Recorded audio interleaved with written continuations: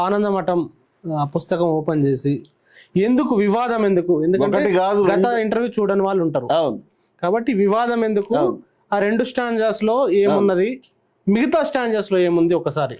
ఆనందమఠం అనేటువంటి నవల ఏదైతే ఉన్నదో ఇది తెలుగులో ఇద్దరు అనువాదం చేశారు. ఒకళ్ళు జయంతి పబ్లికేషన్స్ వాళ్ళు, వీళ్ళు చేసినది ఇవాళ కాదు నిన్న కాదు 90 ఏళ్ళు చేశారు. ఇది స్వాతంత్ర AP freedom fighters cultural committee వాళ్ళు ఒకళ్ళు చేశారు. ఇది ఈ 2 అనువాదాలు మనకు లభ్యం అవుతున్నాయి. ఈ 2 అనువాదాలు కూడా ఒకటే విషయాన్ని చెప్తాయి. ఒక్క నిమిషం నేను కొన్ని మాటలు మన వీక్షకులకి చదివినిపిద్దామని అనుకుంటున్నాను. పేజీ నెంబర్లతో సహా నేను చెప్తానండి. ఇక్కడ మహమ్మదీయ పాలనలో ధర్మం జరుగుతుందా, మహమ్మదీయులను పారదోలితేనే ఎప్పటికైనా మనకు ధర్మం నిలుస్తుందని ఒక వ్యక్తి మహేంద్ర శివుడితో ఒక సన్యాసి చెప్తున్నాడు. అప్పుడు మహేంద్ర శివుడు అడుగుతాడు, ఎలా పారదోలడం అంటున్నాడు. ముస్లింలు తరిమేయాలి, చంపేద్దాం అంటున్నాడు. ఈ చంపేయడం అనేది మనకు చూస్తే కనుక గోల్వాల్కర్ గారు చెప్పినటువంటి వీఆర్ అవర్ నేషన్ హుడ్ అనే ఆర్ఎస్ఎస్ యొక్క ప్రధానమైన సిద్ధాంతం. ముస్లింలు అనేవాళ్ళు 3వ తరగతి పౌరులుగా ఉండాలి, వాళ్ళకి ఎటువంటి హక్కులు ఉండవు, హిందువులని భజన చేస్తూ హిందూ సంస్కృతిని పొగుడుతూ ఉండాలి అని, వాళ్ళకి సమానమైన హక్కులు ఇవ్వము అని ఒక పక్క, మరొక పక్క హిట్లర్ మాదిరిగా గ్యాస్ ఛాంబర్స్లో పంపించి చంపేద్దాం అని. అంటే ఈ చంపేద్దాం అనమాట వాళ్ళకి చాలా నచ్చుతుంది. నా బాధ ఏంటంటే ఈ చంపేద్దాము అని అన్నప్పుడు ఏదైతే ఈ పక్క పేజీలో వందే మాత్రాన్ని పాడుతూ ఉన్నారో ఆ వందే మాత్రంలో ఉన్నటువంటి లైన్స్ ఇవే.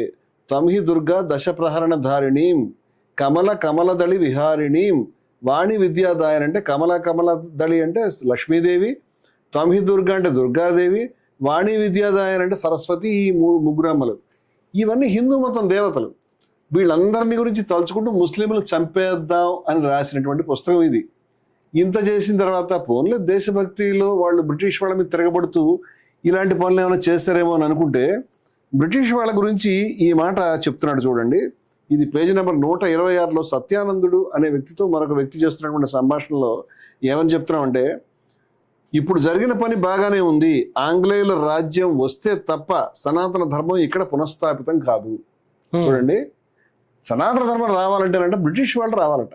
అంటే ఇది సంస్థానాల కాలంలో ఉన్నది. ఆ సంస్థానం కూడా పోయి మొత్తం బ్రిటిష్ వాళ్ళు రావాలని చెప్తున్నాడు. దానికి సనాతన ధర్మం రావాలంటే బ్రిటిష్ వాళ్ళు కావాలండి.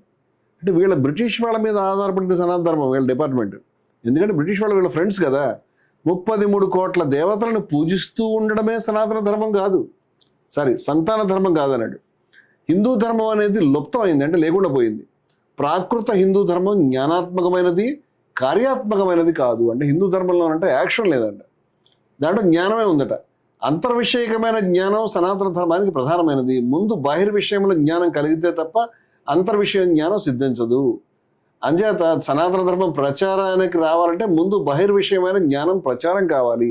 ఆంగ్లేయులు ఈ జ్ఞానంలో ప్రకాండ పండితులు, వీరు లోకశిక్ష పటిష్ఠులు. అంచేత ఆంగ్లేయ రాజ్యం వచ్చేట్లయితే హిందువులు జ్ఞానవంతులు, గుణవంతులు, వీర్యవంతులు అవుతారు. అప్పుడు సనాతన ధర్మం తనంత తనే వికసిస్తుంది. అందుచేత నీవు ఇంకా ఏమీ సందేహం పెట్టుకోకు అని చెప్పాడు. ఇంత సిగ్గు లేకుండా బ్రిటిష్ వాళ్ళు కావాలి సనాతన ధర్మాన్ని నిలబెట్టడానికి అని చెప్పినటువంటి నీచమైనటువంటి మాటలు ఈ పుస్తకంలో అయితే ఉన్నాయి. చాలామంది బంకించంద్ర చటర్జీ గారు వందే మాత్రం రాశారు అంటే అది గొప్ప స్వతంత్ర పోరాటం లేదు, గడిది గుడ్లేదు.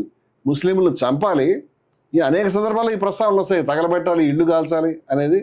అదేవిధంగా బ్రిటిష్ వాళ్ళ యొక్క అండ ఉండాలని. బ్రిటిష్ వాళ్ళ అండ సనాతన ధర్మానికి ఎందుకంటే ఆర్ఎస్ఎస్ మైండ్ సెట్ అదే. అందుచేత ఆర్ఎస్ఎస్ అంటే ఈ ఏవైతే ఇందాక మనం దీంట్లో చెప్పినటువంటి ఆ 4 చరణాలు ఏవైతే మనం అభ్యంతరం వ్యక్తం చేస్తున్నామో దాన్ని వద్దు, మనకి గోలంతా కూడా మనకి ఏదైతే బ్రిటిష్ వాళ్ళకి వ్యతిరేకంగా పోరాడుతున్నామో హిందువులు ముస్లింలు కలిసి పోరాడుతున్నాం కదా అని కాంగ్రెస్ వాళ్ళు దాన్ని పక్కన పెట్టి గాంధీ గారు, నెహ్రూ గారు, సుభాష్ చంద్రబోస్ గారు, పటేల్ గారు మహానుభావులు, వాళ్ళకి అని తెలియని విషయం ఉంటుందా వాళ్ళకి? వాళ్ళు దాన్ని పైగా రవీంద్రనాథ్ ఠాగూర్ మొట్టమొదట అసలు ఈ యొక్క వందే మాత్రానికి ట్యూన్ చేసింది ఆయనే ట్యూన్. ఆయన బెంగాలీ, ఆయనకి ఏమైనా అగౌరవం ఉంటుందా? ఆయనే చెప్పాడు 2 చరణాలు పనికి వస్తే మిగతా పనికిరావయ్యా అని చెప్పాడు. వాళ్ళు పక్కన పెడితే ఈ దుర్మార్గుడు అనేటువంటి మోదీ గారికి ఈ ఆర్ఎస్ఎస్ వాళ్ళకి, అంటే నేను ఆ మాట అంటున్నాను ఏమనుకోవద్దు మీరు, ఎందుకంటే ఇంత స్పష్టంగా ముస్లిం వ్యతిరేకత ఉన్నటువంటి చరణాలు, పుస్తకాలు ఇవన్నీ కూడా తీసుకొచ్చి దీన్ని ఎక్కించి ఇదే వందే మాత్రం ఈ దేశంలో ఉండాలంటే వందే మాత్రం పాడాల్సిందే. ఏ వందే మాత్రం పాడాలి మరి? ఈ 4 చరణాలు 6 చరణాలు మీకు అంత ఇష్టమైతే మీరెందుకు నమస్తే సదా వత్సలే మాతృభూమి రాసుకుని పాడాల్సిందే 6 చరణాలు? ఆర్ఎస్ఎస్ వాళ్ళని బీజేపీ కూడా మనం సవాల్ చేయొచ్చు. ఎవరైనా కూడా మీ స్టూడియోకి వచ్చి 6 చరణాలు వందే మాత్రాన్ని చూసుకోకుండా పాడమని చెప్పండి.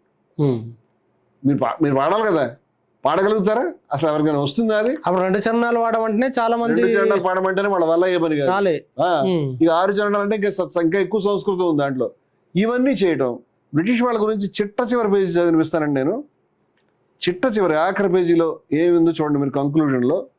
ఇప్పుడు శత్రువులు ఎవరు? శత్రువులు అంటూ ఎవరు లేరు, ఆంగ్లేయులు మిత్రులు. ఆంగ్లేయులతో యుద్ధం చేసి విజయం సాధించడం ఇప్పుడు పరిస్థితుల్లో సాధ్యమయ్యే పని కాదు అని చెప్తున్నాడు. అంటే ఆంగ్లేయులు మన మిత్రులు. పొరపాటు ట్రాన్స్లేషన్ జయంతి పబ్లికేషన్స్ వాళ్ళంటే వీళ్ళ పుస్తకం చూస్తే వీళ్ళ పుస్తకంలో కూడా మనకు అదే ధోరణిలో ఉండేటువంటి మాటలు మనకు కనిపిస్తారు. ఏది, వందే మాత్రం పాడండి లేకపోతే చంపేస్తాం అని బెదిరిస్తున్నారు మన వాళ్ళని చాలా సంతోషంగా చెప్పుకున్నారు. అంటే చంపేది ఎవరిని చంపుతారంటే కొందరు కొట్లను లూటీ చేస్తున్నారట. ఇది వీళ్ళ సైన్యంలో కొందరు కొట్లను లూటీ చేస్తూ ఉంటే మరికొందరు గొల్లల ఇండ్లకి వెళ్ళి పాలు తాగుతూ ఉన్నారు. వేపల్లె గొల్లలో వచ్చాము గోపికలేని ఎక్కడున్నారు అంటే ఆడవాళ్ళు కావాలి. అంటే మత కల్లోలాలు సృష్టించేటువంటి దరిద్ర మనస్తత్వంతో, ఆడవాళ్ళను వేధించే మనస్తత్వంతో ఉండేటువంటి పద్ధతిని దేశభక్తి కింద ఈయన చెప్తా ఉన్నాడు. మహమ్మదీయులు ఓడిపోయారు, మనం గెలిచాం, ఈ దేశం మనదే, సోదరులారా హరిహరి అనండి. మహమ్మదీయులు కనపడితే చాలు జనం వారి మీద అఘాయిత్యానికి పూనుకోసాగారు.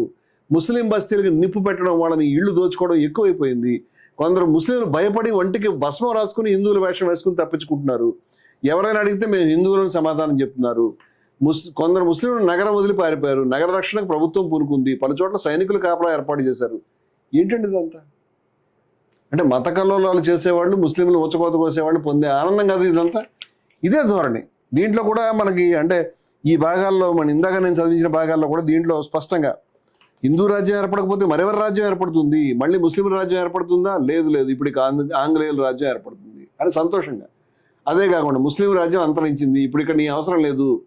ఏది, ముస్లింల రాజ్యం అంతరించింది నిజమే కానీ హిందూ రాజ్య స్థాపన జరగలేదు. ఇప్పటికీ కలకత్తాలో ఇంగ్లీష్ వాళ్ళ ప్రాబల్యం అధికంగా ఉంది అని చెప్తున్నాడు. చెప్పి చిట్ట చివరి ఏమంటున్నాడు, ఇప్పుడు మనకు శత్రువులు ఎవరు లేరు, ఆంగ్లేయులు మనకు మిత్రులు. ఇప్పుడు ఆంగ్లేయులతో యుద్ధం చేసి విజయం సాధించగల శక్తి ఎవరికి లేదు. ఇది ఆంగ్లేయులు మిత్రులు, ముస్లింలు శత్రువులు. అంటే దేశ ప్రజల్ని విభజించినట్ట, ఐక్యం చేసినట్ట. మరి డివైడ్ అండ్ రూల్ అని వాళ్ళు చెప్పినటువంటి పాలసీ వాళ్ళు వెళ్ళిపోయారు. కానీ వాళ్ళ ఫ్రెండ్స్ వీళ్ళు ఉన్నారు కదా, వాళ్ళ కొంగు పట్టుకు తిరిగిన వాళ్ళు.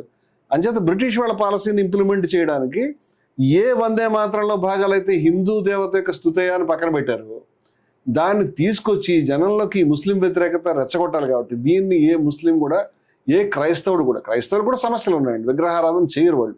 అది వాళ్ళ మతం అండి, వాళ్ళ పద్ధతి. నీకు నచ్చింది నచ్చదు, ఏ సంబంధం ఉంది దానికి? వాళ్ళ పద్ధతి ప్రకారం వాళ్ళకు ఉన్న రాజ్యాంగం ప్రకారం అన్ని హక్కులు ఉన్నాయి.